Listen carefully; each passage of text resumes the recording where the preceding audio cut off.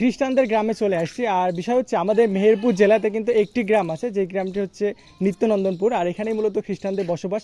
আর এখানে আপনার প্রায় 200 ফ্যামিলি বসবাস করে। আর আমার পাশে দেখতে পাচ্ছেন সেন্ট টমস মিশন প্রাথমিক বিদ্যালয়, এবং এই বিদ্যালয়টা মাশাআল্লাহ অনেক সুন্দর পরিবেশ। আর এই গ্রামটাও কিন্তু নিত্যনন্দনপুর অনেক সুন্দর আর কি। তো আজকে আমি আপনাদেরকে এই নিত্যনন্দনপুর গ্রামটা আপনাদের মাঝে এক্সপ্লোর করব, এবং দেখুন এই খ্রিস্টান গ্রামটা কতটা সুন্দর। আচ্ছা, এখন বর্তমানে আমরা কিন্তু সেন্ট টমাস সরকারি প্রাথমিক বিদ্যালয় আছি। আর এখানে আসার পরে দেখলাম যে চাচা খুব কিন্তু কষ্ট করে আপনার পাশেরটা টপকায় ভিতরে আসছে শুধুমাত্র পানির জন্য। মানে তেমন একটা ভালো পানি নাই আপনাদের গ্রামে। টিউবওয়েল সবার বাসায় আছে, কিন্তু আপনার হ্যাঁ আয়রন অতিরিক্ত। আর এই সরকারি প্রাথমিক বিদ্যালয় এই টিউবওয়েলে কিন্তু আয়রন নাই। এর জন্য আয়রন মুক্ত পানি কিন্তু সবাই চায়। আর এই স্কুল সরকারি প্রাথমিক বিদ্যালয়টা আপনি বলেন যে খোলা রাখার কথা বলছিলেন, কিন্তু রাখে না, তাই তো? ছাগলের জন্য রাখে না নাকি? ওই ছাগল টাগল ঢুকবে বলে মানুষ গিয়ে কি কারণে চুরি খাইবে সব। ও, যাতে কোনো কিছু চুরি টরি না হয় এর কারণে। আপনাদের গ্রামটা কিন্তু অনেক সুন্দর আর কি। আমাদের গ্রামও অনেক সুন্দর। আপনাদের গ্রামে কতজন বসবাস করে আপনাদের খ্রিস্টান ধর্ম যারা আছেন? আগে তো ছিল 250 ঘর, মাশাআল্লাহ এখন অনেক বেশি, 300 প্লাস হয়ে গেছে তার মানে। আচ্ছা, তার মানে আমি ভুল বলছিলাম আর কি। 300 প্রায় ফ্যামিলি বসবাস করে এই হচ্ছে নিত্যনন্দনপুর গ্রাম। আর গ্রামটা কিন্তু মাশাআল্লাহ অনেক সুন্দর। অনেক। আচ্ছা ঠিক আছে চাচা, আপনি পানি আসেন। তো আপনারা তো বুঝতে পারলেন।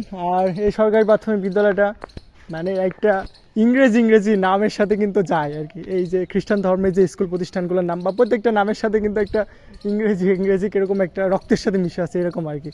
আমার কাছ থেকে অনেক বেশি ভালো লাগে। আর আসলে পরিষ্কারের দিক থেকে দেখেন কত পরিষ্কার, একদম ক্লিন।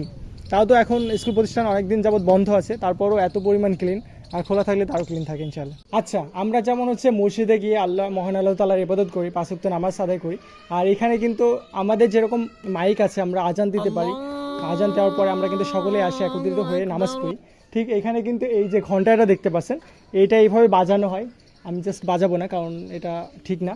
তো এটা বাজানো হবে, আর তখনই কিন্তু সকলে এখানে এসে গির্জা, এটা হচ্ছে তাদের গির্জা, এখানে এসে ইবাদত করে।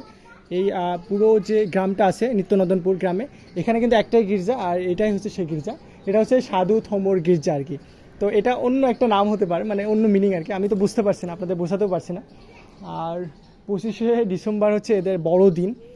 আর সব কিছু মিলে কিন্তু মাশাআল্লাহ অনেক সুন্দর আর কি, পরিবেশটা অনেক সুন্দর। আর মানে জ্ঞান একটু কম, তো আমি চাচ্ছি না একটু বেশি বলতে আর কি। বেশি বললে আপনারা হয়তো অনেকে মাইন্ডে নিতে পারেন, মাইন্ড করতে পারেন। তো এটা আমি জায়গা মতো রেখে দিই। তো এটা হচ্ছে গির্জা। এর ভেতরে দেখার কিন্তু আমার ইচ্ছা প্রচুর পরিমাণে, কিন্তু খোলা লোক নাই আর কি। মানে এর আগেও আসছিলাম, ভিতরটা দেখতে পারি না, আজকেও দেখতে পাচ্ছি না। মানে এরপরে যদি আপনারা এই গ্রামে নিত্যনন্দনপুর গ্রামে যারা আছেন, এই ভিডিওটা দেখলে অবশ্যই আমাকে এরপরে মেসেজ দেবেন, আমি আসবো, এসে এর ভেতরটা দেখবো আমি, আর আপনাদেরকেও দেখাবো ইনশাল্লাহ।